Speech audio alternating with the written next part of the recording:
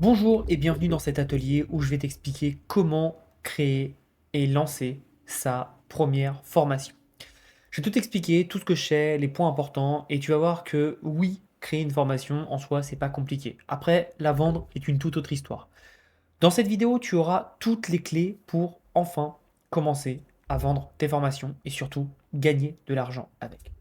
Donc c'est parti, je vais tout expliquer. J'ai ma mind map qui est ici où je vais tout pouvoir noter et t'expliquer derrière. Alors, la première chose, c'est avant tout pourquoi faire de la formation. C'est très simple, la formation est pour moi un des meilleurs business models, notamment parce que tu as des marges qui sont conséquentes. En effet, le fait de créer une vidéo ou une série de vidéos, tu le fais une fois et que tu vendes pour une personne ou 1 milliard, ton travail aura déjà effectué. Après, évidemment, tout le travail sera dans le scaling, etc., etc. Mais je veux dire, la phase de création de ton produit est bien plus intéressante. Ce qui est aussi intéressant sur la partie de création de la formation, c'est que ça peut être très rapide. En fonction du type de produit que tu proposes, une formation, ça peut durer que quelques minutes à quelques heures. C'est pas obligé de durer 10, 15, 20 heures, comme tu peux voir sur les gros modules de formation dans des systèmes plus traditionnels. Il y a des formations qui peuvent résoudre un problème précis et qui peuvent durer 1 heure, 2 heures, 3 heures, et c'est largement suffisant.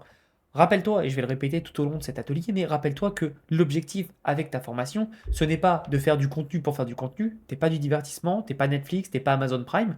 Le but, c'est tout simplement d'apporter une solution à ton client final. Pas plus, pas moins. Ok? Et ce qui est bien aussi avec la formation, c'est que c'est quand même assez scalable. Comme je l'ai dit, comme tu as un faible coût de production, c'est-à-dire que tu le fais une fois et ensuite tu peux le faire en illimité, et bien derrière ça te permet de te concentrer sur la scalabilité de ton offre, c'est-à-dire soit apporter plus de qualité et de contenu sur ta formation, soit aller chercher plus de personnes. Et donc dans les deux cas, c'est les petits attraits sur lesquels tu dois changer. Versus si tu veux scaler par exemple du e-commerce, c'est tout de suite beaucoup plus compliqué. Pareil, si tu es freelancer, si tu veux scaler ton activité, bah, ça va te prendre de plus en plus de temps, etc. etc. Ensuite, la formation, c'est très bien, c'est important, c'est génial, mais il y a un problème avec la formation, c'est qu'il y a des risques. Les risques, c'est de se faire traiter d'arnaqueur. Je pense qu'on l'a tous vu sur Internet. Comme c'est un business model qui est facile, ça a attiré aussi plein de tocards. Et des tocards qui vont te vendre des trompettes. Comment gagner de l'argent en claquant des doigts, etc. etc. Ce qu'il faut comprendre, c'est qu'il y a certaines personnes qui le font pour attirer l'attention. Moi, c'est ce que j'avais fait à la base avec ma chaîne. Mon objectif, c'était de faire 100 000 abonnés. Et donc, je faisais du contenu très clickbait. Mais à l'intérieur de ce contenu, donc le titre était vraiment comment gagner de l'argent avec PayPal, etc. rapidement. C'était les mots-clés les plus recherchés. Mais derrière, dans la vidéo, il y avait du contenu qui était précis. Par contre, beaucoup de personnes vont malheureusement t'expliquer un peu tout et n'importe quoi sans avoir l'expérience. Moi, tout ce que j'ai expliqué, j'avais expérience parce que je l'avais au moins fait une fois en ayant eu des résultats, évidemment. Ok. Et ce qu'il faut comprendre, c'est qu'aussi, il y a une autre partie d'arnaqueurs, mais elle est un peu plus discrète parce que mieux maîtrisée. C'est des personnes qui vont aux États-Unis, qui vont acheter des formations et qui les traduisent tout simplement en français sans rien apporter, sans rien changer, et surtout sans comprendre deux choses, c'est un, le marché n'est pas le même, et de deux, les expressions ne sont pas les mêmes, et de trois, la façon de travailler n'est pas la même. Et pour info, si tu ne le sais pas, moi j'habite aux États-Unis, j'habite à Orlando, en Floride depuis plus de 3 ans, et je suis 100% français à la base, hein, je suis déménagé il y a 3 ans. Et ce qu'il faut comprendre, c'est que du coup, j'ai un pied dans les deux marchés. Donc je sais comment ça se passe, et je sais à chaque fois qu'il y a un Français qui a copié une formation en anglais, je le sais, et crois-moi, les mecs américains le savent aussi, puisque pour la plupart, ils envoient des mises en demeure. Et ça, personne ne le parle. Euh, c'est important de comprendre que, comme tout business, il y a des gens qui font bien leur travail et il y a des arnaqueurs.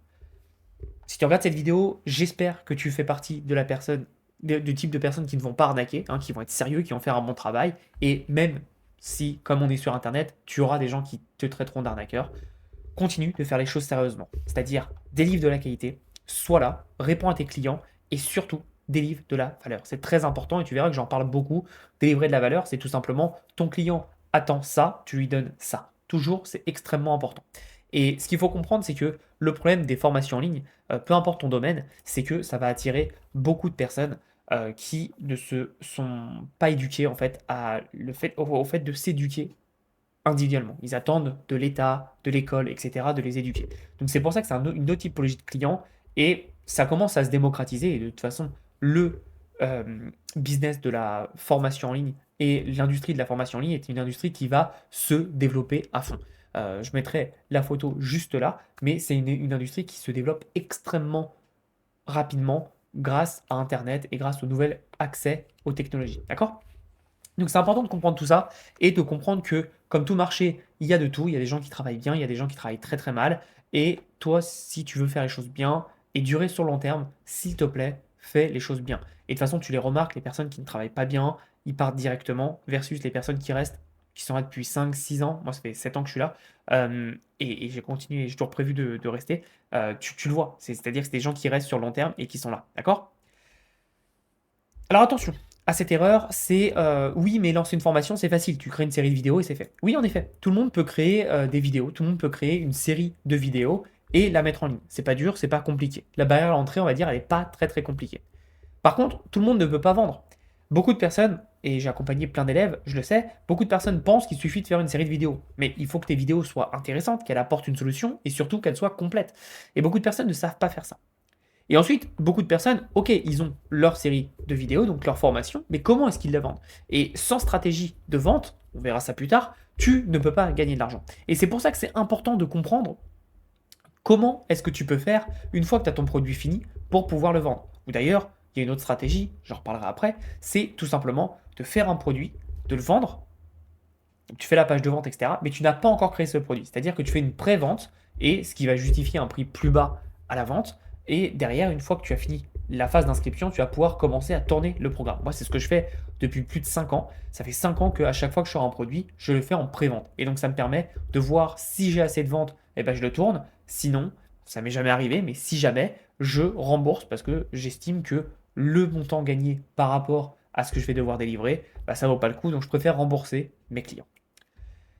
Ce qu'il faut comprendre, c'est que il va falloir une stratégie précise pour un, l'identification de ton problème, 2, la création de ton offre, et 3, comment tu vas délivrer ton offre. T'en fais pas, on va voir ça tous ensemble dans ce programme. Alors déjà, première chose, comment est-ce qu'on va trouver sa thématique? Tu as envie de te lancer dans l'information, c'est très bien. Comment est-ce que tu vas trouver ta thématique? Alors la première erreur que je vois souvent, c'est j'ai appris à vendre de la formation par un mec qui apprend aux autres à vendre de la formation, donc je vais faire la même chose. Et en fait, le problème de ça, c'est que quand tu es sur cette thématique du make money, ça s'appelle du make money, c'est gagner de l'argent, mais que tu n'es pas passionné par ça, tu vas te faire rétamer. Pourquoi? Pour deux choses. Un, la concurrence est très féroce. Et de deux, ce qui est important, c'est que tu as beaucoup de personnes qui malheureusement ne comprennent pas cet élément qui est vraiment un détail, mais qui fait la différence, c'est quand tu marketes des marketeurs, c'est beaucoup plus dur. Je leur dis, quand tu marketes des marketeurs, c'est beaucoup plus dur. Je t'explique. Si tu vas dans une thématique comme le crochet, donc le crochet, c'est un peu de la couture. C'est pas vraiment ça, mais je préfère expliquer. C'est le crochet, et que tu fais du marketing. Donc, tu me fais une belle page de vente, un bon upsell. Je t'assure que c'est largement plus facile dans cette thématique que d'aller dans le monde du make money, du marketing, et de faire exactement la même chose. Alors oui, le marché est peut-être plus grand, donc oui, il y a peut-être plus de potentiel gain d'argent, mais par contre, il y a beaucoup plus de concurrence. Donc il va falloir être très bon. Et si aujourd'hui tu n'es pas bon, va dans une niche où tu es passionné. Un, ça se ressentira, et de deux, bah, tu auras moins de concurrence, donc ça sera plus facile pour toi. Et moi, j'ai plein de clients qui sont dans des thématiques qui n'ont rien à voir avec le make money, et qui gagnent des 5, 10, 15, 20, 30, 50 000 euros, parce qu'ils sont tout seuls dans leur marché à avoir, évidemment, un bon marketing. Et encore une fois, il ne faut pas que tu confondes avoir des concurrents et avoir des concurrents qui savent ce qu'ils font et qui sont bons. C'est très important, d'accord? Donc, maintenant que tu as compris, pars sur une de tes passions. Tu vois, moi, par exemple, je suis passionné de business en ligne, d'e-commerce, etc. Et pour preuve, en première, je crois que c'était en première, j'ai fait mon TPE. Alors, je ne sais pas si ça existe encore, mais à l'époque, on avait un exposé à faire qui comptait dans le bac, et c'était s'appelait le TPE, et je l'avais fait sur pourquoi l'e-commerce va révolutionner le commerce de demain.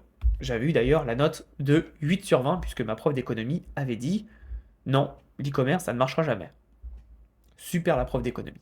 Et ensuite, j'ai continué à me développer. J'ai failli lancer une marque de vêtements en 2000, c'était en 2010, 11, je crois, quand j'ai commencé à faire ma première année d'école de commerce. Et donc, du coup, j'ai toujours été intéressé par ce milieu-là. Donc, c'est logique pour moi et ça fait partie de ma passion de travailler dans du marketing, de faire du make money, etc. Mais admettons que ça n'a jamais été ma passion, j'aurais eu deux autres thématiques sur lesquelles j'aurais pu me lancer. La première, c'est la cuisine.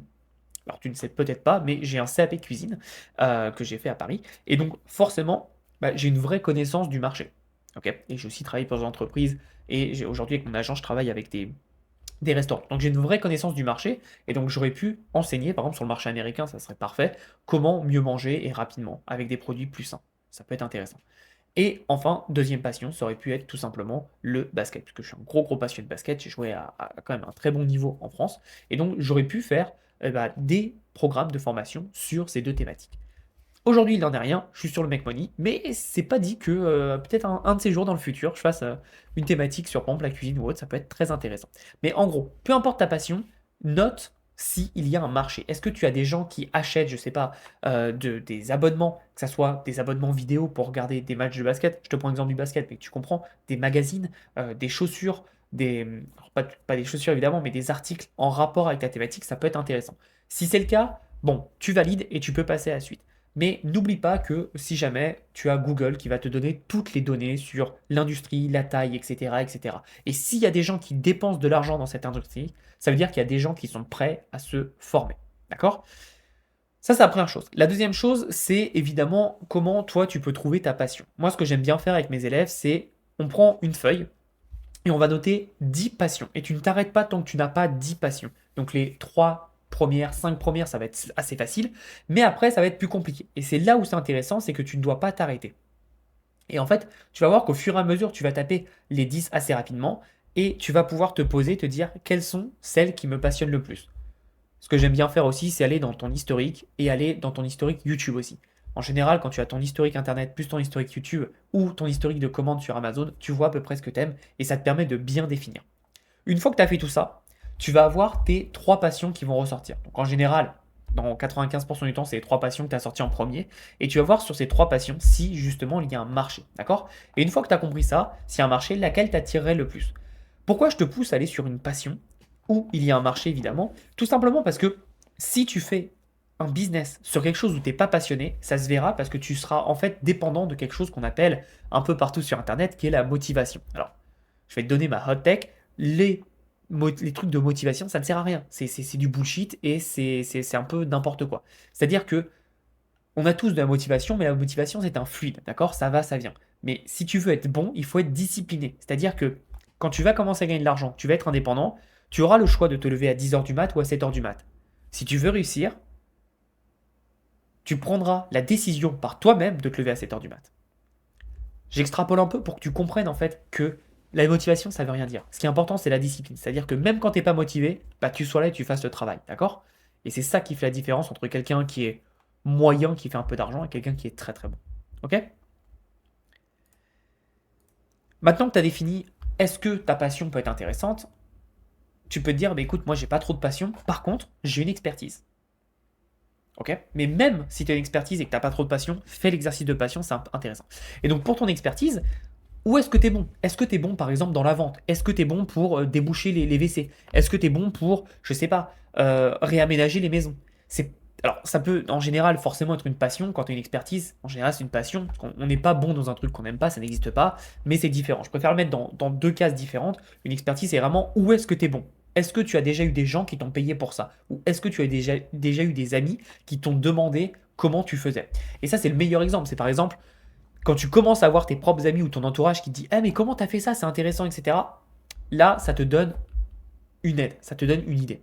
Par exemple, j'ai un client qui lui apprend comment apprendre à parler anglais, d'accord? Et donc, c'est peut-être pas forcément une passion, ça peut l'être, mais c'est pas forcément. Par contre, il a une qualité et un talent pour apprendre d'autres langues. Et donc, forcément, quand tu fais ça, bah, les gens viennent te voir pour savoir comment tu as fait. Et en général, il y a une méthodologie qui est précise, d'accord? Donc, c'est peut-être soit une passion, soit une expertise. Une fois que tu as ta thématique, on va tout simplement se poser et se dire, bon, j'ai ma thématique, maintenant, comment est-ce que je trouve le sujet de ma formation? Et le plus dur, c'est le premier sujet de ta formation. Après, ça ira assez vite. Et ce qu'il faut savoir, c'est que au bout d'un moment, en fait, tu vas connaître ton marché tellement les yeux fermés que tu pourras sortir en continu plein d'idées de produits. Moi, aujourd'hui, je peux me poser sur ma thématique et sur mon marché et je peux poser plein d'idées de produits pour savoir quoi vendre. Et donc, je peux y aller comme ça pendant 1 heure et je peux te sortir des idées de produits. Tout simplement parce que mon marché, je l'ai étudié depuis plusieurs années. Donc, évidemment, ça ne viendra pas tout seul. Ça mettra un peu de temps et au fur et à mesure, ça te permettra de comprendre en fait quel est le problème de tes clients. Et donc, ça, c'est la première chose, c'est quel est le problème de tes clients et comment toi, tu peux le résoudre. Donc, tu vas essayer de comprendre déjà quel est le problème de tes clients. Donc, analyser tes clients, les comprendre, peut-être parler avec eux, ça peut être intéressant. Et derrière, tu vas pouvoir tout simplement te poser et savoir avec tout ce que tu sais sur tes clients, comment toi, tu peux créer un produit, donc une formation en l'occurrence, qui peut les aider tout simplement à aller à l'étape supérieure et à résoudre ce problème. D'accord? Donc, premièrement, quel est le problème de tes clients? Et là, tu vas me dire, mais Thomas, ok, comment je trouve quel est le problème de mes clients? Comme je t'expliquais, tu as plusieurs façons. La première, c'est tu connais ton marché. Par exemple, euh, ton expertise, c'est, je dis une bêtise, mais de déboucher les toilettes. Bon, tu sais que le problème principal, c'est les toilettes bouchées. D'accord? Alors, est-ce que tu vas faire une formation sur les toilettes bouchées? Je ne sais pas, mais c'est pour te montrer un exemple de problème-solution. Ok? Donc, par exemple, on peut faire un problème, c'est pour la perte de poids, eh bien, tes clients, c'est des femmes qui sont actives. Donc déjà, tu sais qui c'est des femmes qui sont actives, mais qui n'ont pas le temps pour elles. Ok, donc maintenant que tu as ça, c'est active, pas le temps pour elles. Comment, à partir de ce problème, tu peux trouver une solution? Eh bien, tu peux faire un programme, par exemple, qui est comment perdre du poids sans attaquer sa journée. C'est-à-dire sans que ça attaque sans que ça change la journée de la personne. C'est-à-dire que tu peux faire tout simplement une formation où la personne, elle sait que avec toi, elle va avoir une stratégie qui va pas changer son planning et qui va être tout simplement super simple. Là, tu as pris tout simplement le problème principal de ton client, perdre du poids, sa situation, et t'en fais un produit. Ça peut être intéressant. Après, ce que tu peux faire, c'est que tu peux aussi aller pour comprendre les problèmes de tes clients. Soit tu leur parles, donc tu vas faire du contenu ou de la pub et tu vas les contacter. Moi, ce que je conseille, tant que tu n'as pas à peu près entre 50 à 100 personnes à qui tu as parlé, c'est d'y aller toi-même. Et là, tu vas me dire, mais Thomas, je ne sais pas où trouver ces personnes-là. Eh bien, c'est génial parce que Internet et les réseaux sociaux sont là pour toi. Ce que je te conseille, c'est déjà de faire du contenu pour demander aux personnes quels sont tes problèmes. Sur Instagram, tu vas voir toutes les personnes qui sont intéressées par tel type de contenu et tu vas les contacter en privé. Tu vas dire, salut, j'ai juste une question, quel est ton problème actuellement sur la thématique de... Et là, tu insères ta thématique. Ça peut être intéressant. Tu peux aller sur les groupes Facebook. Je sais que beaucoup de personnes pensent que Facebook c'est mort. Il n'en est rien. Facebook est vraiment très intéressant et surtout tous les jours, dans plein de groupes Facebook différents, tu as des gens qui vont expliquer quels sont leurs problèmes. Ah oui, moi j'aimerais perdre du poids mais j'ai pas le temps. Oui, mais moi j'aime trop manger. Ah oui, mais moi si c'est ça. Ok? Donc regarde qu'est-ce qui fait que tes clients ont besoin d'écrire. En général, s'ils ont ce besoin si puissant d'écrire un message sur un groupe Facebook, ça veut dire qu'ils ont un problème. Ensuite, il y a les forums. Alors, en France, les forums, c'est un peu mort, même aux États-Unis aussi. Mais par contre, aux États-Unis, il y a un truc qui pousse beaucoup et qui commence à bien arriver en France, j'ai l'impression, c'est Reddit. Et Reddit, c'est extrêmement puissant, c'est un peu les nouveaux forums. Et ce qui est intéressant, c'est que tu peux y aller et regarder quels sont les problèmes. Et si jamais tu ne trouves pas assez de données sur le marché français, par exemple sur Reddit, tu trouveras forcément sur le groupe Facebook ou sur Instagram. Mais si jamais, n'hésite pas à prendre le Reddit sur la thématique de ton choix et tu vas en anglais. Et en général, tu verras que tu auras plein de personnes qui donneront leur avis. Alors évidemment, il faut parler anglais, il faut traduire, etc., etc. Ce qui est bien, c'est qu'aujourd'hui, on a quand même des outils, notamment avec ChatGPT, qui te permettent de traduire assez rapidement. Et c'est ça le but, c'est de pouvoir traduire très rapidement si jamais tu as des problèmes. Pareil, si jamais tu as besoin de scraper un peu tout assez rapidement, n'hésite pas à faire un gros copier-coller. Tu mets ça dans ChatGPT, tu te donnes les points les plus essentiels. Ça fait gagner du temps, c'est bien. Moi, j'aime bien quand même faire cet effort d'aller chercher moi-même et de prendre à la main. Alors oui, ça prend du temps, oui, c'est chiant, mais au moins le fait que tu vois toi-même les messages et que tu prennes conscience des problèmes de ton client, ça te permettra d'être bien meilleur et ça te permettra surtout d'avoir, comment on peut expliquer ça, une vraie tendance à aller aider beaucoup mieux tes clients. Encore une fois, j'appelle ça les devoirs. C'est-à-dire que si tu ne fais pas tes devoirs en amont, comment est-ce que tu veux que sur le terrain, le jour du test, de l'examen, tu sois bon? Il faut vraiment faire ses devoirs en amont, prendre le temps. Et ce qui est bien, c'est que si tu restes dans la même thématique, tu le fais qu'une fois. C'est-à-dire que tu as besoin de comprendre ton audience tes futurs clients. Et une fois que tu les as compris, bon, bah, c'est bon, tu as compris. Mais au moins, c'est bien de le faire à la base pour savoir quels sont les vrais problèmes, qu'est-ce qui brûle à l'intérieur d'eux et comment toi, tu peux apporter une solution à ce problème. Ok. Ensuite, tu peux avoir une autre façon pour trouver des idées de produits, c'est quelle est la tendance dans ta thématique. Par exemple, toujours dans la perte de poids, à l'époque, il y a, je vais dire, 5 ans à peu près, cette période de temps, la tendance c'était le régime paléo. C'était vraiment une grosse tendance. Aujourd'hui, on est plus sur un régime, j'ai l'impression, kétogène, cétogène en français. Demain, ça sera peut-être, je sais pas, on mange que des poissons, on mange que des légumes verts. Je dis une bêtise, j'en sais rien. Mais il y a toujours en fait des tendances sur les thématiques et à toi de voir quelle est ta tendance et comment tu peux t'en servir comme un tremplin et deux comme soit ennemi, c'est-à-dire que tu vas aller à l'encontre de cette tendance, tu vas expliquer pourquoi cette tendance est mauvaise, soit t'en servir et faire un produit en rapport. Par exemple, dans le business, la tendance qui était en 2023, c'était évidemment l'intelligence artificielle. Donc c'était très intéressant, c'était poussé, tout le monde voulait apprendre, et donc forcément, il y avait une manne financière qui était énorme. Et donc certaines personnes se sont mis contre, certaines personnes l'ont utilisé pour surfer dessus. Ok.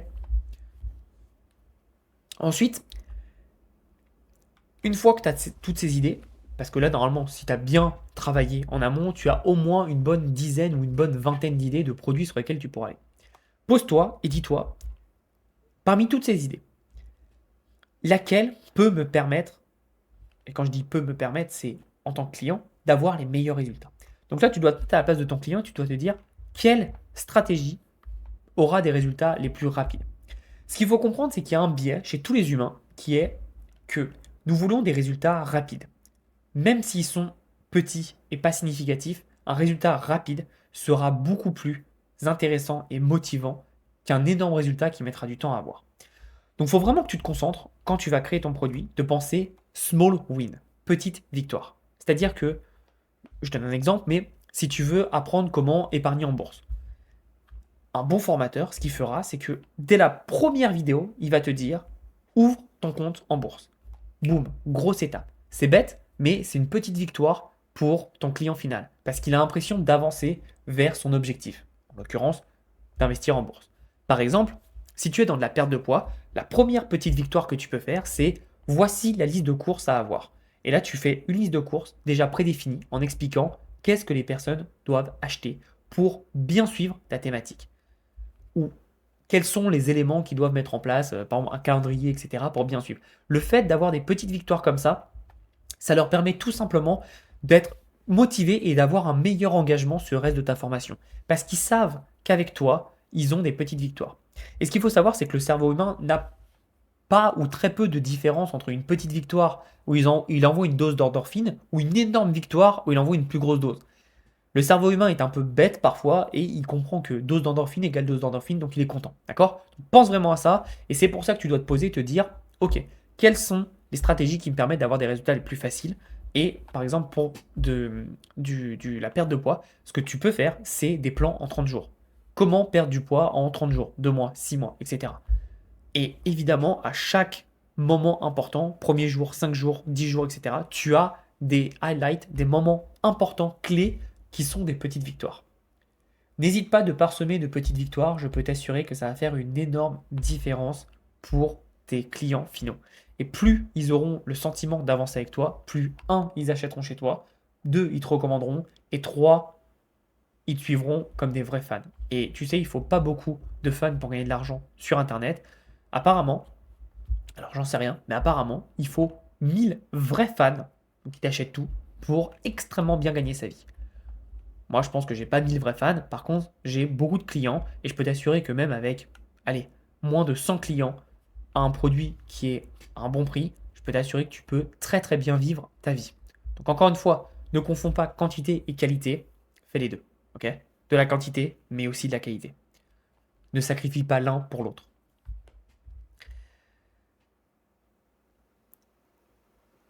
Et si jamais après tout ça, tu n'arrives toujours pas à trouver le sujet de ta formation, c'est très simple. Normalement, tu vas faire soit de la pub, soit tu vas faire tout simplement du contenu. J'en reparlerai juste après dans la vidéo, mais pour trouver tes clients, tu vas tout simplement avoir une clé. Tu verras que il y aura des questions qui reviendront tout le temps, tout le temps, tout le temps. À toi d'identifier quelles sont ces questions Et à toi de comprendre tout simplement, parmi ces questions, lesquelles on te demande le plus et lesquelles peuvent avoir un impact le plus significatif sur tes clients. Ok? Par exemple, si on te pose une question de quels sont les aliments qui permettent de mieux maigrir, tu sais que tu peux sortir un programme sur, alors là, ce sera plus même une liste PDF ou etc., sur les meilleurs produits à consommer pour perdre du poids naturellement. Ça peut être intéressant. Après, tu peux faire un programme tout entier sur comment cuisiner, comment mieux cuisiner les meilleurs produits pour perdre du poids. Tu vois, ça peut être des trucs différents, mais encore une fois, ça dépend vraiment des questions qu'on te pose le plus. Mais tout ça, normalement, si tu fais cet exercice, tout ça va t'amener à un endroit où tu auras énormément de contenu, de data, pour analyser ce que les gens veulent, quels sont leurs problèmes et comment toi tu peux les aider. Et vraiment, c'est un exercice qui est long, qui est compliqué, mais si tu le fais bien, c'est un exercice qui va pouvoir te faire gagner beaucoup, beaucoup, beaucoup d'argent. Et vraiment, je souligne dessus. Pourquoi? Tout simplement parce que je l'ai vu au travers de mes différents coachings, beaucoup de personnes passent cette partie-là et se disent c'est bon, je trouverai. Mais le problème, c'est qu'en fait, la plupart des personnes qui passent cette partie-là ne comprennent pas leur marché et donc vont tout simplement créer des produits que eux veulent, mais leur marché ne le veut pas. Et le meilleur moyen de se manger un mur, c'est de penser que tu veux la même chose que tes clients. En général, c'est pas vraiment le cas. Donc n'hésite pas à leur demander, à comprendre et surtout parler avec eux. Aujourd'hui, on a la chance de pouvoir toucher le monde entier. Profites-en, parle-leur. Instagram, Facebook, même TikTok, j'en sais rien. Parle-leur. Va parler aux personnes, essaye de comprendre quel est leur problème. Et moi, ce que j'aime bien faire, alors ça, c'est vraiment l'extra effort, et je sais que beaucoup de personnes ne le feront pas, c'est d'offrir des coachings privés de 15 minutes, 30 minutes.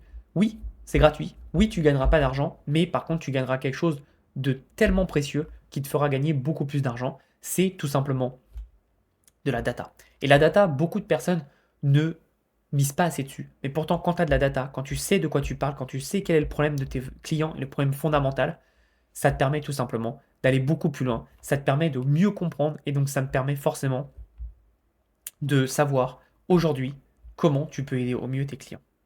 Et ce qui est intéressant aussi, et personne ne le comprend parce que beaucoup de personnes ont une vision court terme, c'est que quand tu fais des coachings gratuits aux personnes, est-ce que tu crois que tes personnes, tu les as aidées gratuitement? Est-ce que tu penses que le jour où tu vas sortir un programme qui répond parfaitement à leurs problèmes, sachant que tu les as aidées gratuitement à la base, elles ne vont pas t'aider?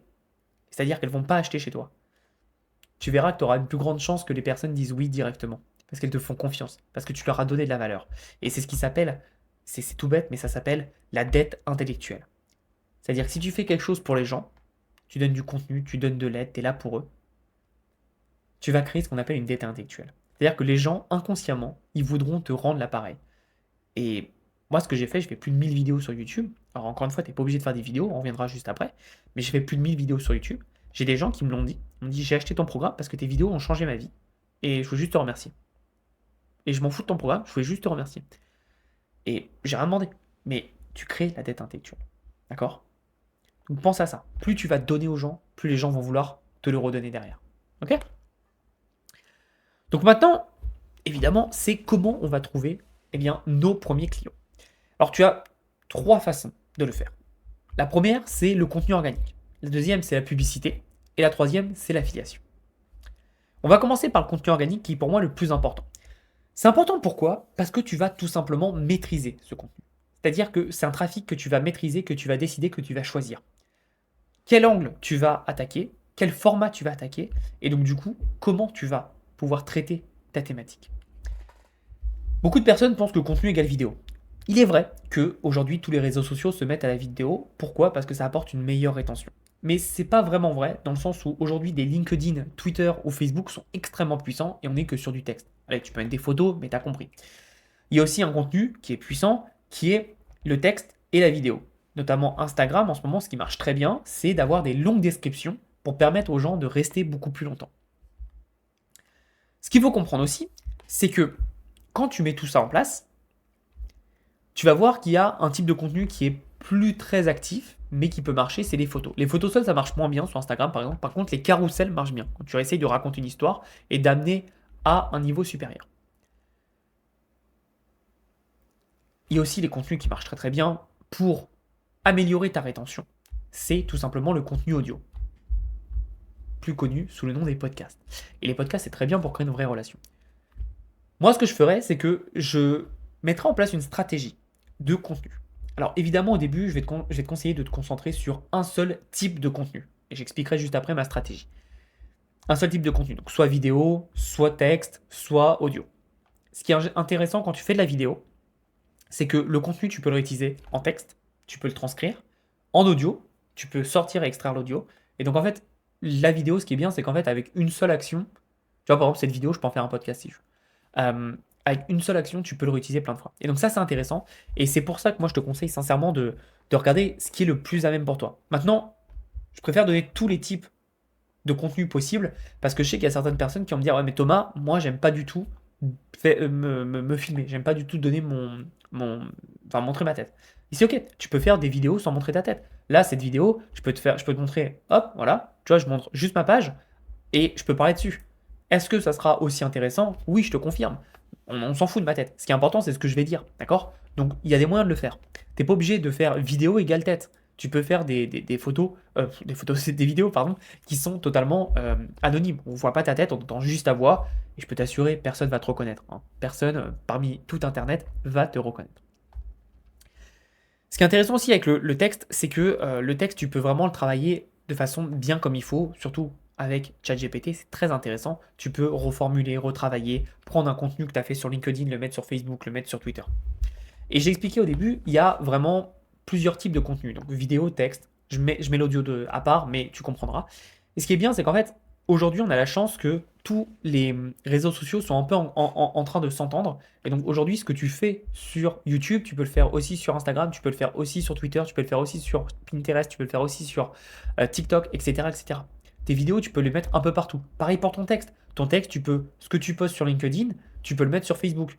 Et tu peux reprendre ça, le retravailler avec ChatGPT et en faire un thread sur Twitter et aussi sur Thread, qui est l'application d'Instagram. Donc tu vois, c'est ça qui est intéressant, que tu peux toucher vraiment beaucoup de personnes sans trop d'efforts avec juste une bonne stratégie de contenu. Maintenant, moi ce que je t'ai dit, c'est que ma stratégie personnelle, elle est mixte. Je t'expliquerai après, je fais de la pub, mais je t'expliquerai juste après quand on parlera de publicité. Ma stratégie vidéo, c'est quoi? C'est je fais des vidéos, soit des lives, soit des longues vidéos, soit des vidéos normales. Et ce que je fais, c'est que derrière, j'ai mon équipe qui va l'éditer, la mettre en forme, etc. Et la redécouper sous petits formats pour les contenus qu'on appelle les contenus snack. Donc TikTok, Reels, Short, et j'oublie tous les noms de chaque plateforme. Mais t'as compris. Et donc en fait, le travail, je l'ai fait une fois et ça me permet de le retravailler. Pareil, mon audio va être utilisé pour faire des posts écrits, pour faire des posts photos, etc., etc. Donc c'est pour ça que moi, je te conseille de faire du contenu. Plus tu fais du contenu, plus tu parles de ta thématique, plus les gens déjà, un, vont te voir comme un expert de ta thématique, et de deux, surtout, tu vas commencer à avoir des gens qui vont te suivre parce qu'ils aiment bien ta façon de parler, ils aiment bien ta façon de travailler. Et donc en fait, en fonction de ça, ça va te permettre tout simplement d'avoir tes premiers fans et des gens qui vont commencer à être intéressés par ton travail. Et donc le jour où tu proposeras un produit, forcément ces personnes seront là pour toi. Ensuite, avant d'aller sur la publicité, il y a autre chose qui s'appelle l'affiliation. L'affiliation, c'est un mix entre la publicité et le contenu organique. En général, tu vas aller voir des gens dans ta thématique ou des gens proches de ta thématique qui ont des clients qui pourraient être intéressés par ton produit et tu vas tout simplement leur proposer de faire de l'affiliation. Donc l'affiliation, c'est juste de la recommandation. C'est-à-dire que si quelqu'un parle de ton produit et qu'il vend, ils vont toucher une commission. Donc ce qui est bien, c'est que c'est un mix entre la publicité et le contenu organique parce que tu vas payer cette fois-ci que si tu vends. Si tu ne vends pas, tu ne payeras pas. Donc c'est pas mal, c'est intéressant. En fonction de ta thématique, ça dépend comment le faire et surtout en fonction de tes produits, ça dépend comment le faire aussi. L'affiliation sur de la formation pure et dure, c'est pas aussi facile que de faire de l'affiliation sur un produit ou un logiciel, etc. C'est juste différent, c'est une autre méthode. Ça se fait évidemment, c'est largement possible, mais il faut le comprendre. Et si t'as pas ces codes-là, il vaut mieux ne pas le faire, plutôt que de mal le faire. Ok? Donc on va passer maintenant à la publicité.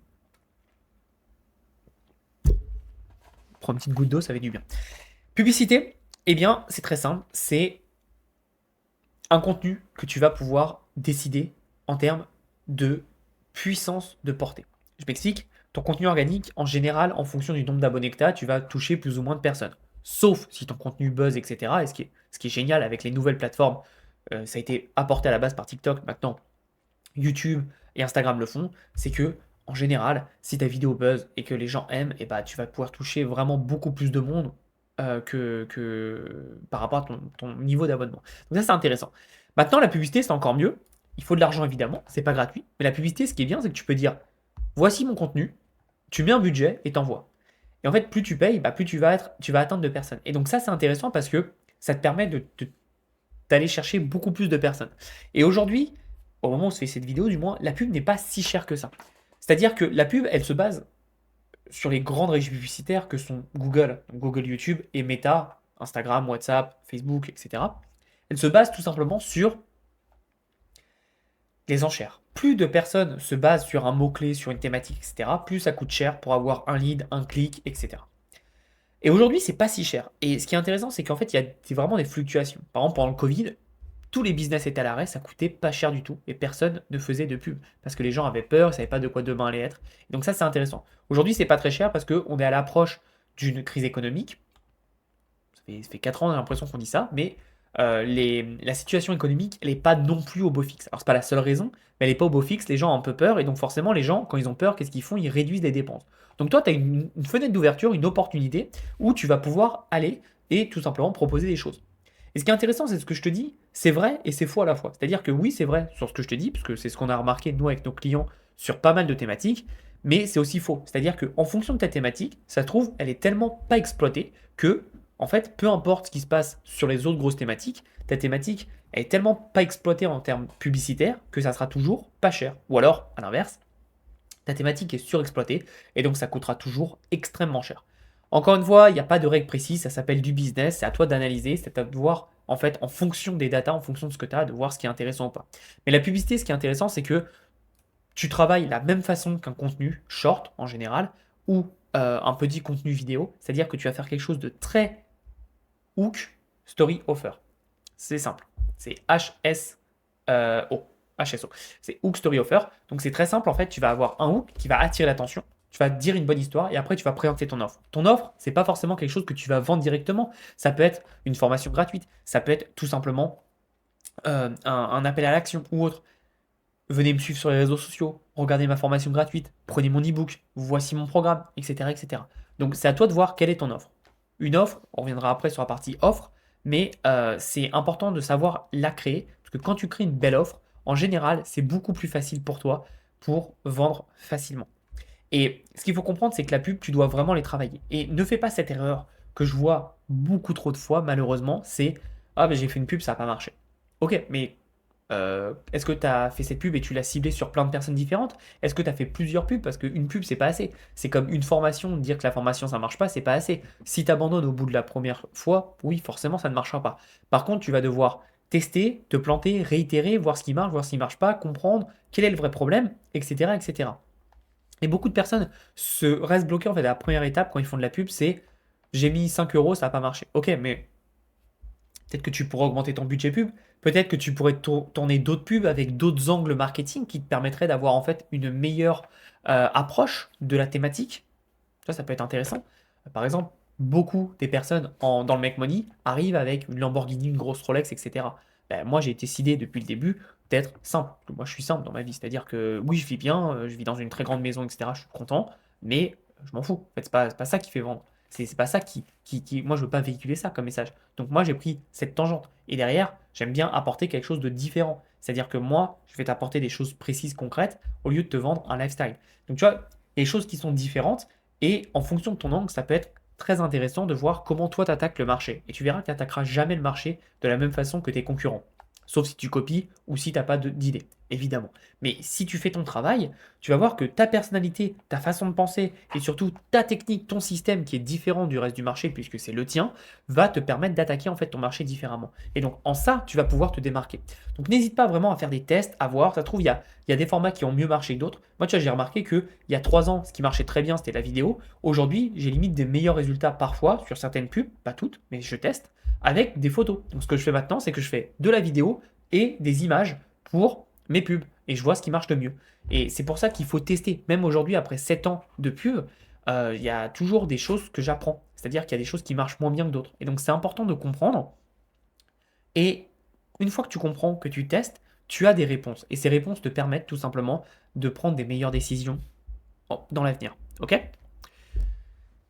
Donc maintenant qu'on a vu comment on va trouver nos clients, on va se concentrer sur toujours apporter de la valeur. Et pour ça, on va créer tout simplement une vraie offre. Alors une offre, c'est très complexe. C'est-à-dire que beaucoup de personnes pensent qu'une offre, c'est un prix. Donc, par exemple, quelle est ton offre? En général, les personnes vont dire, bah, je vends cette formation pour la perte de poids. Ça, c'est pas une offre, ça s'appelle un produit. Un produit peut avoir plusieurs offres, d'accord? Qu'est-ce que c'est une bonne offre? Une bonne offre, c'est tout simplement prendre un produit et en faire une offre spéciale. Je vais te donner plein de points pour créer une offre et tu vas comprendre. Une offre, une bonne offre, ça comporte un bonus, une garantie, une bonne proposition de valeur, un bon problème solving, donc comment tu résous un problème, et surtout le one thing, la stratégie unique. Je vais revenir sur chaque point. On va commencer par le one thing. Le one thing, qu'est-ce que c'est? C'est tout simplement la chose unique. Le one thing, ça a été beaucoup popularisé par Steve Jobs quand il a présenté, je crois que c'était l'iPhone, il fait one more thing pour présenter une chose en plus. En gros, le one thing, c'est quelle est la chose qui fait que tu es différent de tes concurrents. J'en parlais quand on parlait des pubs, c'est qu'est-ce qui fait que tu diffères de la masse? Qu'est-ce qui fait que tu diffères? Donc en général, ça peut être une stratégie unique, ça peut être une autorité de marché. Tu vois, par exemple, moi, ça peut être une autorité de marché, je m'en sers pas là dans cette vidéo, mais ça peut l'être, tu vois. J'ai mon. Attends, non, de l'autre côté, hop. Là, juste là, j'ai le trophée YouTube, j'ai un trophée System.io où j'ai généré plus d'1 million. Là, à droite de moi, j'ai le trophée 500 000 euros. Tu vois, ça peut être quelque chose. Ça peut être quelque chose qui fait que je me démarque. Donc ça, c'est ma preuve d'autorité. Moi, ce que j'aime bien faire, c'est proposer une stratégie unique, c'est-à-dire quelque chose que tu n'as jamais vu nulle part ailleurs. Donc, par exemple, dans la perte de poids, quelque chose qui a été extrêmement popularisé par quelqu'un que tu dois connaître si tu t'intéresses à la création de formations, business en ligne, etc., c'est Alex Hormozy. C'est un Américain qui a explosé en quelques années et qui est très connu. Et lui, en fait, il est très dans la perte de poids, le gym, etc. Et il a une phrase, une stratégie unique qui est Never skip dessert. Donc ne loupe jamais le dessert, ne manque jamais le dessert. C'est-à-dire que quand tu écoutes des choses sur la perte de poids, tout le monde te parle de oui, il faut faire attention, pas manger trop sucré, etc. Lui il fait, moi je m'en fous, moi j'aime bien ça, donc ma stratégie va reposer sur le fait de oui, on va bosser, mais par contre tu ne skips jamais le dessert et tu t'amuses et tu t'éclates. Et donc ça c'est sa stratégie unique, tu vois, c'est sa stratégie unique, quelque chose qui lui fait se différencier de sa concurrence. Never skip dessert. Ce que je te disais en amont, c'est qu'il va à l'encontre de tout ce que veut dire le marché. Tu vois. Par exemple, je connais des gens qui sont dans le make money aux États-Unis et quand tout le monde est sur des lambeaux, les mecs ils roulent en vieille Honda Civic dégueulasse, toute pourrie, et c'est comme ça qu'on fait de l'argent. Et tu vois, c'est des choses qui sont totalement contraires au reste du marché et aux croyances du reste du marché. Et donc c'est très intéressant parce que tu vas pouvoir toucher des personnes bien différentes et forcément ces personnes auront envie de savoir parce que personne n'a envie de skip le dessert. On aime tous un petit gâteau au chocolat et tout, c'est sympa. Et donc là, tu apportes quelque chose. Donc tu vois, quand tu touches à la frustration des personnes, qui est tu vas perdre du poids et en général, bah, tu vas manger des trucs pas fun, tu vas pas pouvoir faire dessert, etc. C'est chiant, ça donne pas envie. Lui, il arrive, il fait t'inquiète, pas besoin. Tu peux garder tes desserts. On s'en fout. Et là, c'est intéressant. Ok. Ensuite, comment est-ce que ton programme va résoudre un problème rapidement? Donc je t'en ai expliqué, je t'en ai parlé quand je te parlais des small wins, hein, des petites victoires, mais c'est important de comprendre que tu dois te concentrer sur résoudre un problème rapidement. Et donc pour ça, qu'est-ce que ça peut être? Ça peut être soit la durée de ta formation, soit l'objectif de ta formation, par exemple, en 3 mois, tu seras X, Y, Z, en 15 jours, en 10 jours, en 1 heure, bref, c'est toi qui mets le temps, mais il faut toujours mettre une unité de temps pour comprendre si c'est rapide ou non. Rappelle-toi que tu dois vendre une transformation. Tu ne vends rien d'autre qu'une transformation. La personne doit être totalement différente après avoir pris ton programme. Si la personne, tu ne résous pas un problème qui permet de changer, ça ne va pas être intéressant. Et donc tu dois comprendre que tu dois mettre en avant le fait de résoudre un problème rapidement. Donc ce que je t'ai expliqué avec les small victoires, etc., tu peux le mettre sur ta page de vente et sur ton offre en expliquant en 5 minutes, tu auras déjà fait ce que 95% des personnes ne font pas. Indice de temps, indice par rapport à la compétition, enfin pas la compétition, mais le reste du marché. En 5 minutes, tu fais un truc que 95% des gens ne font pas. Ah ok, bah, j'ai envie de savoir, parce que ça a l'air rapide, ça a l'air un truc unique, et c'est un truc que le reste du marché ne fait pas. Ça m'intéresse, tu vois. Et c'est important de comprendre et d'avoir de la curiosité. Beaucoup de personnes, quand ils font une page de vente, ils vont décrire dans leur offre, en fait, tout ce qui se passe. bah ok, j'ai pas besoin d'acheter le programme du coup. Faut rester mystérieux, faut donner envie. Si tu donnes tout, c'est pas intéressant. Et surtout, si tu donnes tout, mais que c'est mal formulé, bah les personnes se diront ok, bon, ça m'intéresse pas. Donc c'est pour ça que quand tu crées une belle offre, il faut toujours apporter un côté un peu mystérieux. Ça va te permettre de créer l'intérêt et surtout de susciter le désir. Et ça, c'est intéressant. Ensuite, évidemment, la base de ton offre, c'est ton produit. Qu'est-ce que tu proposes à l'intérieur? Quel est ton produit? Et donc moi, ce que j'aime bien faire, c'est entre 3 à 5 modules. Donc on fait toujours un nombre impair, c'est important, ne jamais faire un nombre pair. Le cerveau humain marche comme ça. Voilà. Il n'y a pas d'explication plus que ça. C'est le cerveau humain marche toujours en nombre impair pour inciter à rester plus. C'est-à-dire que l'être humain adore tout ce qui est pair. 2, 4, 6, 8. Ok. À partir du moment où il y a un truc impair, le cerveau va bloquer. Qui dit que le cerveau va bloquer, donc par exemple quand tu présentes sur ta page de vente ton contenu, il va bloquer, donc il va porter plus d'intérêt. Et là, c'est intéressant, parce que tu captes l'attention de tes futurs clients. Ok. Donc, c'est pour ça que moi, quand je fais des modules, je fais toujours 3 à 5, pas plus, parce que mes programmes, je veux qu'ils soient rapides et surtout faciles à mettre en place. Ensuite, qu'est-ce que tu proposes dedans? Ton programme, il doit non seulement résoudre le problème final, mais surtout apporter plus. Rappelle-toi ce que je te disais d'être intellectuel. Si tous tes compétiteurs vont répondre à ce problème de la façon la plus simple possible et la plus banale possible, n'hésite pas à faire plus. Ce que j'aime bien faire, moi en général, c'est donner 20% supplémentaire. Donc par exemple, tes clients veulent perdre, l'objectif c'est de perdre 5 kilos. Bah, toi, ce que tu proposes, c'est de perdre 6 kilos. C'est-à-dire que tu vas proposer tout simplement, au travers de ton programme, toujours 20% supplémentaire. Non, c'est pas exactement 20% dans cet exemple-là, mais tu as compris l'idée. C'est toujours proposer plus, c'est toujours faire plus. Plus tu feras, plus en fait ton client aura l'impression que ce qu'il va acheter par rapport à ce qu'il va recevoir, c'est au moins 10 fois la valeur. C'est la clé que tu dois respecter. C'est-à-dire que la personne a l'impression d'avoir minimum 10 fois la valeur de ce qu'elle va acheter. Et quand tu as compris que tu fais ça, c'est que tu fais une belle offre. Ok. Quand tu fais comme ça et que tu as compris comment le faire, tu as une vraie offre. Et beaucoup de personnes, malheureusement, ne comprennent pas ce point fondamental. Une belle offre passe par le fait que la valeur perçue doit être 10 fois supérieure au prix demandé. Par exemple, si moi je te dis, je vais t'aider comment perdre du poids, et je te dis par exemple, ça va être comment perdre 5 kilos, tu as tout essayé, tu as essayé tous les régimes possibles, je vais t'expliquer comment perdre 5 kilos, et ben en fait dedans je t'explique plein de méthodes pour perdre 5 kilos. Et donc au final, tu perdras beaucoup plus que 5 kilos parce que les méthodes mises en place, tu perdras peut-être 10, 15, 20 kilos. Et évidemment 15 kilos c'est pas assez pour moi, je me concentrais sur du 15 ou 20 kilos. Quelque chose qui paraît impensable, si tu arrives à le faire, si tu arrives à le proposer en valeur, évidemment que c'est vrai, là c'est intéressant. Et ton client en fait va arriver pour acheter un truc pour perdre 5 kilos, mais en fait avec tout ce que tu vas mettre à l'intérieur, il sait qu'il pourra perdre beaucoup plus et il sait qu'il aura une valeur perçue énorme. Et qui dit valeur perçue énorme, évidemment, il faut délivrer, et bah, la personne sera encore plus contente. Et on viendra juste après dans la dernière partie, évidemment, qui parlera de rétention et de LTV.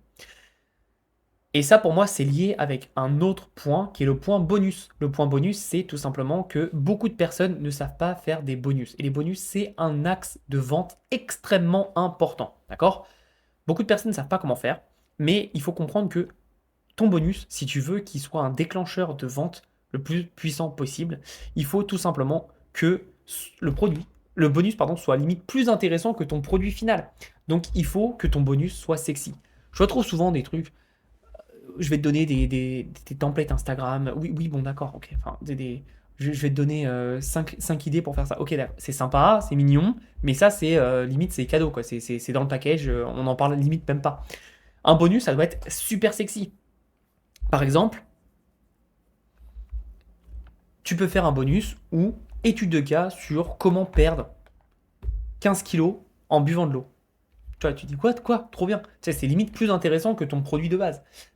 Tu vois, en gros, tu dois comprendre que ton bonus, ça peut être une vidéo, ça peut être un PDF ou autre, on s'en fout de ce que ça peut être comme format. Ce qui est important, c'est qu'est-ce que tu vas apporter en plus.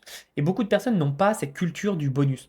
C'est très américain et ça commence à arriver en France, mais dis-toi que plus tu travailles tes bonus comme un vrai programme, plus tu rends ton bonus sexy, plus tu vas déclencher des ventes de façon automatique. Parce que des personnes voudront acheter ton programme juste parfois pour le bonus. Et ça n'a pas de prix.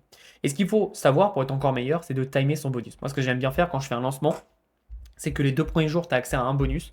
Les 2 autres jours suivants, tu as accès à un autre bonus. Mais ceux qui achètent 2 jours après que le premier bonus soit fini, mais ils n'ont pas le premier bonus. Par contre, ceux qui achètent en amont, évidemment, ils ont tous les bonus qui seront disponibles. Donc en gros, je félicite et j'encourage les personnes à passer à l'action le plus rapidement possible. Parce que s'ils font ça, et ben derrière, ce qui se passe, c'est qu'ils ont tout simplement plus de bonus que prévu. Et par exemple, c'est assez drôle, mais quand on fait un lancement, on dit que le premier jour égale au dernier jour en termes de vente.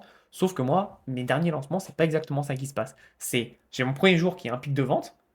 Le deuxième jour, bof. Le troisième jour, où là j'ai la fin de mon premier bonus, j'ai un énorme pic de vente.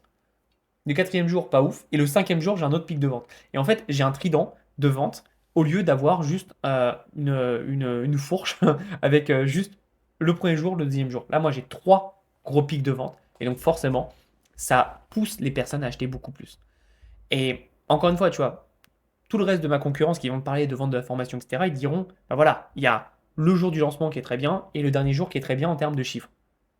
Bah moi, je te dis, tu vois, je fais plus que ma concurrence, parce que moi, je te dis, en travaillant tes bonus, c'est comme ça que tu arrives à faire un pôle en plus avec un autre gros pic de vente en plus. Maintenant, je vais te poser une question. Imagine que tous tes jours où tu as des pics de vente sont similaires. Donc, peu importe tes chiffres, on s'en fout. Mais c'est similaire, c'est des gros pics de vente par rapport au reste.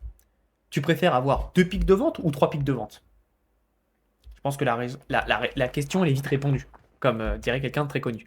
Mais tu as compris l'idée. C'est-à-dire que fais mieux que le marché, fais toujours mieux et pose-toi les questions, comment est-ce que tu peux aller de l'avant, comment tu peux apporter plus et être différent dans le positif, évidemment.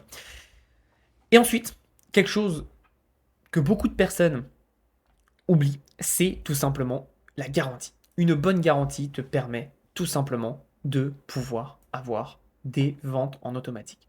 Moi, ce que j'aime bien proposer comme garantie, c'est des garanties remboursées multipliées. C'est-à-dire que si une personne passe à l'action avec mon programme, parce que je sais que mon programme est bon, je sais qu'il marche, j'ai essayé sur moi, sur plein de clients, je sais qu'il marche.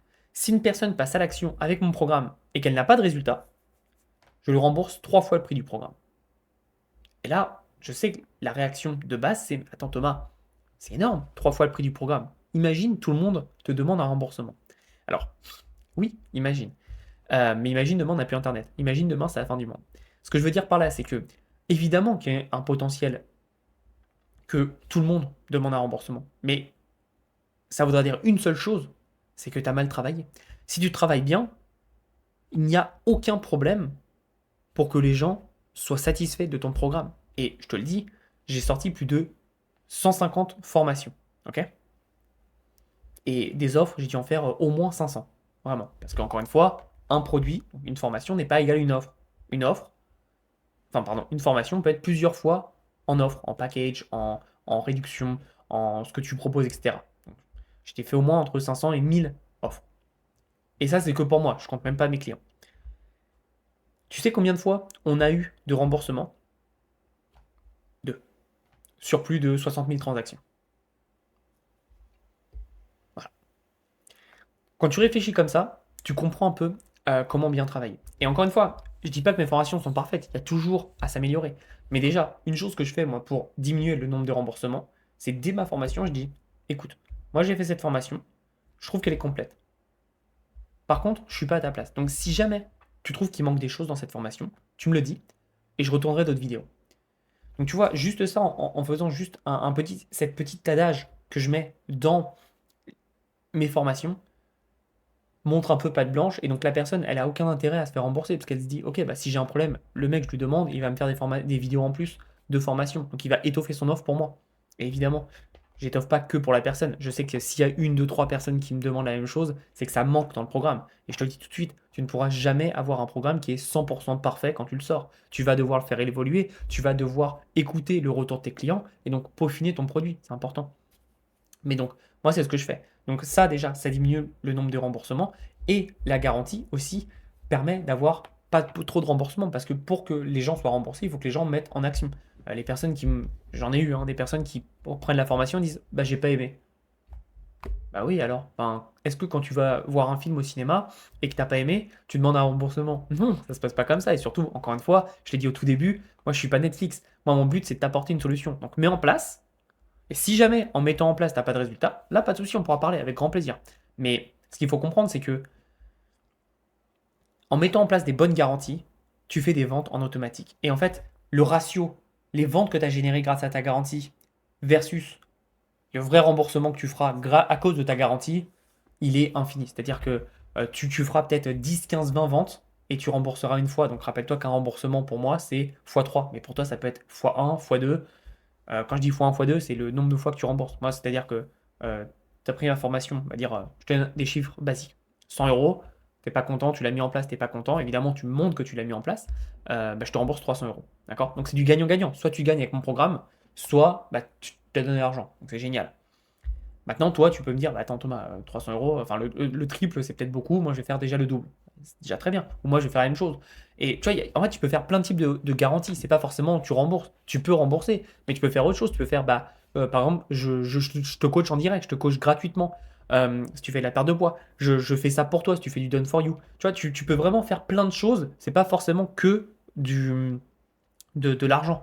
Il faut que tu comprennes qu'est-ce qui marche le mieux. Et pour ça, il faut tester évidemment. C'est pas tout de suite que tu vas savoir. Il va falloir que tu testes, il va falloir que tu comprennes qu'est-ce qui marche le mieux et qu'est-ce qui te permet tout simplement d'avoir les meilleurs résultats. D'accord? Donc une fois que tu as fait tout ça et que tu as compris comment créer une belle offre, donc on a fait le premier pilier qui est le trafic, le deuxième pilier qui est l'offre, et le troisième qui est pour moi un des plus intéressants et un des plus importants pour augmenter ton chiffre d'affaires et augmenter surtout ta marge, c'est la rétention. Je vois beaucoup de personnes qui passent à côté malheureusement de la rétention et qui ne comprennent pas que la rétention c'est la clé pour augmenter ta marge. Pourquoi? Tout simplement parce que ça coûte 7 fois plus cher d'acquérir un nouvel utilisateur versus de revendre un utilisateur que tu as déjà. Et quand je dis utilisateur, évidemment je dis client. Et donc beaucoup de personnes en fait ne comprennent pas cette stat qui est toute bête. Et le problème principal de beaucoup de formateurs, c'est qu'ils ont un seul produit. C'est un gros produit qui coûte cher. Et très bien, il n'y a pas de souci. Par contre, le problème de ça, c'est que les personnes qui mettent ça en place, elles oublient quelque chose de fondamental. Tu fais quoi de toutes les personnes qui n'ont pas acheté chez toi? Tu perds de l'argent en fait. Et c'est dommage. Et c'est pour ça que moi, je travaille plusieurs stratégies. Mais j'ai ma stratégie petit produit et ma stratégie gros produit. C'est-à-dire que j'ai des petits produits qui sont rapides, qui coûtent pas cher, qui répondent à un problème. Et j'ai des stratégies plus complètes qui apportent beaucoup plus de solutions. Et ce qu'il faut comprendre là-dedans, c'est que en mettant ce genre de choses en place, tu peux toucher des personnes qui n'achèteront pas ton gros produit parce que c'est trop cher, ils n'ont pas l'investissement, temps, argent et émotionnel à faire, etc., etc. Par contre, ils sont OK pour un petit produit. Donc au lieu de les perdre contre Peanuts, tu vas les récupérer. Et ces personnes-là, en fait, vont augmenter ta marge et surtout continuer de développer ton revenu et ton chiffre d'affaires. D'accord? Donc c'est important de travailler la rétention. Et j'ai parlé des termes LTV. LTV, qu'est-ce que ça veut dire? Ça veut dire Lifetime Value. Ok, donc valeur à vie. Et c'est important de comprendre que tu dois travailler la valeur à vie de ton client. Plus tu travailles la valeur à vie de tes clients, plus tu vas augmenter ta marge. D'accord? Et pour ça, comment on fait? C'est très important et c'est une très bonne question. La première des façons, c'est faire plus de produits. Faire plus de produits, c'est une des façons les plus simples pour augmenter ta marge. Je suis passé de faire un seul produit à ma toute première formation, elle a duré 6 mois, à partir de 6 mois, j'ai commencé à faire, donc dès 2018, je commençais à faire un produit par mois. Et bah devine quoi, mon chiffre d'affaires a fait comme ça. C'est-à-dire que plus je vendais, plus forcément je gagnais d'argent. Il y a plusieurs façons pour augmenter ton chiffre d'affaires, c'est augmenter ton nombre de clients, augmenter la fréquence d'achat de tes clients et augmenter le nombre de produits. Ou le prix, et tu as compris. Et donc moi en fait ce que je faisais c'est que j'augmentais la fréquence d'achat de mes clients puisque je leur proposais plein de produits en rapport. Et donc ça me permet tout simplement de les faire revenir, mais aussi de les faire dépenser plus chez moi. Et donc forcément de diminuer mes coûts d'acquisition, puisque j'ai plus besoin de, je dis une bêtise, mais de 10 clients dans l'année pour avoir un chiffre d'affaires précis. J'ai besoin d'un client qui achète 10 fois. Et je sais que ça peut paraître énorme, mais quand un client aime bien ton travail, en général, il achète plus de 10 fois. Pendant très longtemps, et j'ai changé depuis l'année dernière, mais pendant très longtemps, 5 ans à peu près, j'avais des produits entre 7 euros, 3 euros même, sur une pub, à 97. C'était mon maximum. Bah, pourtant, j'ai des clients en LTV, donc en Lifetime Value, qui ont dépensé chez moi plus de 5 000 euros, 10 000 euros, etc. Comment c'est possible? Sortie de produits. J'ai sorti pendant 5 ans un produit par mois, minimum. Et donc forcément, ça tombe. Ok? Donc c'est important de comprendre ça. Ensuite, il faut comprendre que Tu peux faire plus de produits sur ta thématique en général ou alors faire des produits complémentaires. Ça, c'est ce que j'aime bien proposer en offre complémentaire, ce qu'on appelle plus communément des upsells. C'est-à-dire que tu as acheté un produit, une formation sur la perte de poids, bah, peut-être qu'en produit complémentaire, je vais aussi te proposer tout simplement un calendrier ou un, j'ai pas d'idée, mais quelque chose qui est en rapport avec la perte de poids que tu vas pouvoir utiliser, qui va te permettre d'accélérer tes résultats. D'accord? C'est-à-dire que c'est quelque chose qui n'est pas fondamental, tu n'es pas obligé de l'avoir. Tu peux suivre le programme sans avoir ce genre de produits complémentaires, mais en ayant ces produits complémentaires, tu vas accélérer tes résultats. Et donc, ce qui est intéressant là-dedans, c'est que ce que j'ai mis en place, c'est toujours en travaillant produit principal et mon produit complémentaire, comment il peut accélérer les résultats que mon client peut avoir. Et en faisant ça, ça m'a permis de passer d'un taux de conversion de 30% à 50%. C'est énorme. C'est-à-dire qu'en augmentant de 20%, j'ai augmenté parfois de x2 mes résultats. Ok? Et ce qu'il faut comprendre, c'est que à chaque fois que tu travailles ton offre, tu dois te dire comment est-ce que mon client peut dépenser plus chez moi. Donc, quelle offre complémentaire je peux lui rajouter, ce qu'on appelle order bump, upsell, etc. Ça dépend de comment tu le fais, mais à chaque fois, tu dois réfléchir offre complémentaire égale dépense plus chez moi. Et en faisant ça, tu vas comprendre tout simplement comment tu vas permettre à ton client de dépenser plus chez toi. Si tu ne lui proposes pas, il n'achètera pas de lui-même. Donc propose-lui, au pire il dit non, mais en lui proposant, ça lui permet à lui de comprendre tout simplement comment il va pouvoir dépenser plus et comment il va pouvoir accélérer ses résultats grâce à toi. Et donc ça va te permettre de passer au lieu d'un prix qui est plancher, qui est ton offre, à avoir plus de propositions et donc que la personne dépense plus chez toi. Et tu vois, moi par exemple, j'avais beaucoup de produits que je vendais dans les 47 euros. Comment est-ce que ça se fait que j'avais des paniers moyens qui tombaient autour des 120 euros? Tout simplement parce que j'offrais tellement de produits complémentaires aux clients, ça les intéressait, ils voulaient passer à l'action. Et bien du coup, ils me faisaient confiance et ça me permettait d'avoir de meilleurs résultats. Donc tu vois qu'à même à des prix qui ne sont pas très chers, tu vas pouvoir tout simplement travailler tes produits complémentaires, ton offre, pour augmenter le panier moyen. Et donc forcément derrière, augmenter ta marge. Ok? Et enfin, évidemment, la meilleure façon de pouvoir augmenter ta rétention et donc ta LTV, au-delà de faire plus de produits, c'est oui, plus de produits, mais surtout augmenter l'échelle de valeur. Alors l'échelle de valeur, c'est un système qui est très américain, qui s'appelle The Value Ladder. The Value Ladder, c'est mieux, avec le bon accent. Et en fait, c'est tout simplement le fait que ton client va commencer ici, et après tu vas lui proposer un produit plus cher, et après un produit plus cher, et après un produit plus cher. Par exemple, ce que tu peux proposer, c'est un e-book sur la perte de poids à 17 euros par exemple. Ensuite, tu proposes un programme de remise en forme pour perte de poids, 300 euros. Programme vie. Alors, peut-être pas dans cette thématique, je ne connais pas exactement les prix de cette thématique précisément, mais tu as compris. Donc là, déjà, tu augmentes. Ensuite, tu peux proposer un coaching one-one. On va dire que le programme, il va être à 100 euros. Le coaching one-one peut être à 300 euros, d'accord? Sur la perte de poids. Donc ça fait 10 euros par jour, ok? Mais tous les jours, par contre, tu es là pour aider ton ou ta cliente. Ensuite, tu peux proposer pour 1000 euros une retraite, c'est-à-dire un week-end de 2, 3, 4 jours pour la remise en forme. Donc, dans une belle destination, avec des coachs qui sont là, avec des exercices que tu vas faire, avec un certain menu qui va être adapté pour les clients, etc. Ensuite, tu peux proposer autre chose, tu peux proposer, je ne sais pas, des challenges. C'est-à-dire que, alors pas les challenges marketing à proprement parler, des challenges par exemple, eh bien, on part tous ensemble pour 5000 ou 10 000 euros une semaine. On va, je ne sais pas, à la Réunion, on va monter le volcan, etc. On va faire de la randonnée, perte de poids, etc. Et en même temps, on va partager des moments ensemble. Et tu vois, tu es passé en fait d'un petit produit qui est pas cher à un énorme produit. Alors évidemment, tout ce que je viens de dire, c'est des produits, les prix, etc. Je ne sais pas s'ils sont bons. L'important, c'est de comprendre le système d'échelle de valeur. Ok? Tu pars d'un petit produit et tac, tu montes, tu montes, tu montes, tu montes. Après, ton échelle de valeur, ça peut être 17, 47, 97.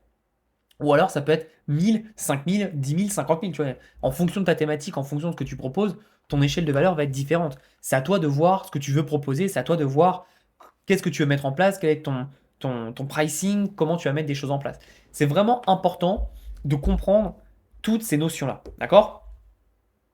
Donc voilà, là tu as déjà une bonne vision sur comment lancer ta première formation. Je pense qu'après ça, tu as déjà compris et tu peux déjà mettre en place comment lancer ton premier programme. J'espère que tu le feras. Si tu veux aller plus loin, j'organise une conférence 100% gratuite où je t'explique tous mes secrets pour vendre des formations, mais aussi des produits digitaux en ligne. Et évidemment, une formation est un produit digital. Donc si tu es intéressé, tu as le lien juste en dessous et c'est ce mercredi. Donc j'espère que tu feras partie de l'aventure parce que je vais te donner des bons petits conseils qui m'ont permis de générer plusieurs millions d'euros sur Internet.